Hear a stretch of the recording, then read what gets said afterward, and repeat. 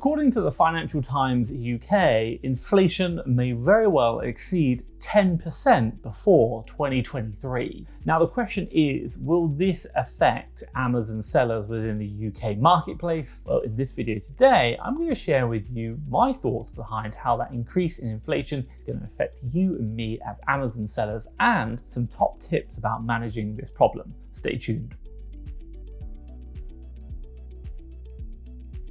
Right, if you don't know who I am, my name is Thomas Parkinson, and I've been selling on Amazon now for the last 5 years. Now in the UK, I'm a 7-figure Amazon seller, check this out, and in the USA, I'm a 6-figure Amazon seller, check this out. Hopefully in the near future, I'm going to expand into another marketplace, and if you're interested in learning how I'm doing it and what I'm learning on my journey, do make sure you hit the subscribe button down below. But hey, enough about me. What are we going to talk about today? Well, first things first, number one, I'm going to talk about what is happening with the UK inflation rate. Number two, I'm going to talk about how are Amazon sellers affected by this. And then finally, number three, I'm going to be talking about some top tips that you can think about to maybe protect your business. So let's get started. Okay, so first things first, what is happening with the UK inflation rate? Well, look, as of making this video right now, the inflation rate officially within the UK is 9%. Now, this is much higher than compared to the inflation rate, should we say, the same month last year, which was only 2.1%. Now, basically, when inflation rises, the main aspects which will be affected are generally the price of goods. Now, as you can see, many goods within the UK, especially food prices, are increasing drastically. And I've just noticed this now being back in the UK. Now, aside from this, according to, should we say, CNBC, the Bank of England implemented its 5th consecutive rate hike,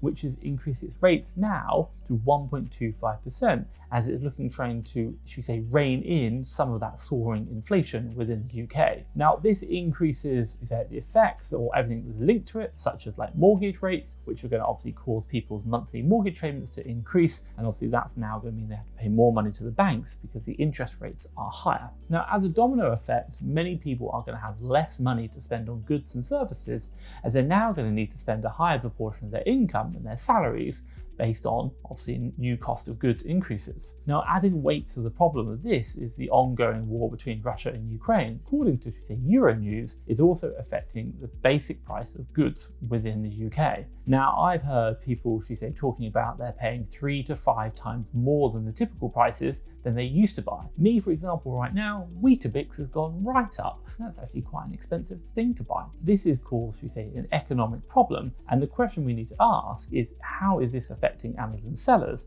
And obviously, is this a problem we need to consider? Okay, so quick question for you guys. Are you being affected by the inflation rate hike within the UK, or should we say the effects of inflation within the UK? Let me know in the comments down below. Are you seeing a change in your sales? Are they going up, or maybe even they're going down? Let me know in the comments down below. Now, this leads me nicely on to my second chapter. Are Amazon sellers being affected by the UK change in inflation? So to answer this question, I'm going to give you, an update on the situation as I know it as an Amazon seller myself, but also as well what other people are saying that I'm reading on the forums about, the situation in Amazon from Amazon UK sellers. Okay, so first things first, number one, demand. Now, since COVID has ended and the lockdown is now finished, people can go freely to do what they want and spend their money as they please. Now, with this, their choices changed on what they were purchasing.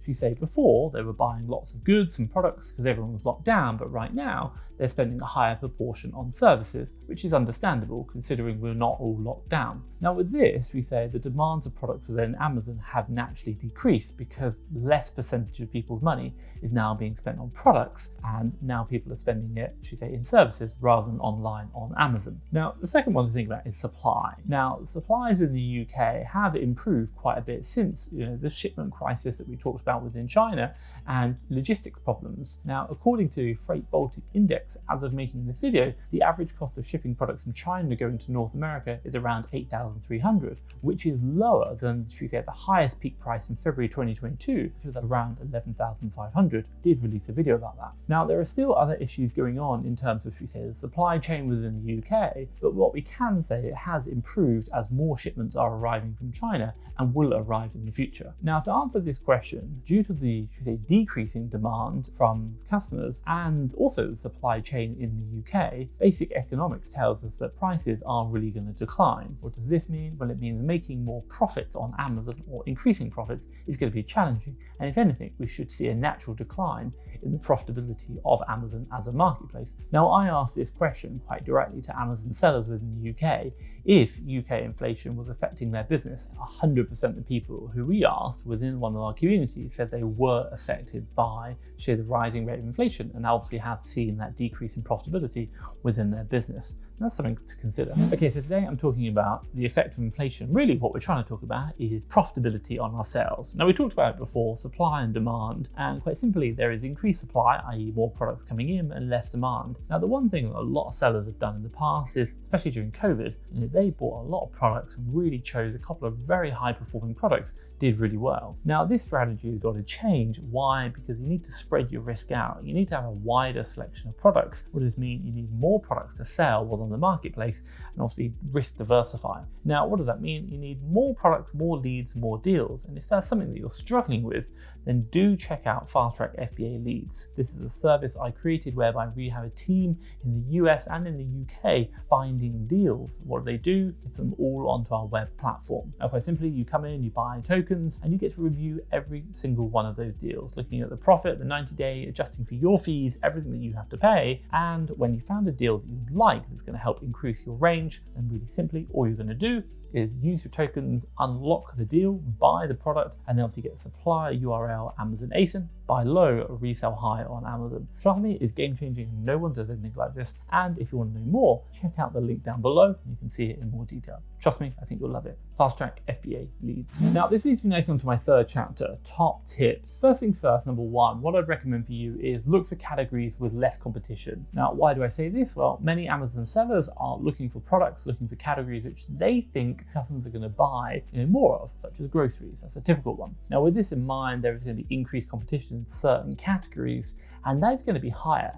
Now, with that being said, you can look for categories, maybe there is a bit less competition, maybe other people aren't looking for deals, and as a result, while there might be more sellers than the other ones, they're not going to be in your categories. That means you're going to get less competition, and obviously you're going to get better profits and more products to sell at the same time. Now, the second one I'd really think about is look at products with supply issues. We did the basic economics before, supply and demand. If there's a problem with supply, that keeps prices high. These products are going to be, right now in the global economy, things with microchips generally have a problem, so that could be something that you're considering. Now, it is important to find these products and to really think about them. Maybe there's a product out of stock with quite a range of suppliers, maybe finding someone else who can buy them, maybe making a couple of phone calls. If you can get your hands on that stock, you can naturally hold a higher price. There's going to be less supply, less competition, and that means more profits for you. Now, the third thing I'd really say for you is adapt quickly and change. Now, change is the only certainty in life, and I'm sure you've heard that many times. And like on Amazon, whether it was 10 years ago, 5 years ago today, or even in the future, it is going to change. Right now, this is just another change we're going to have to adapt to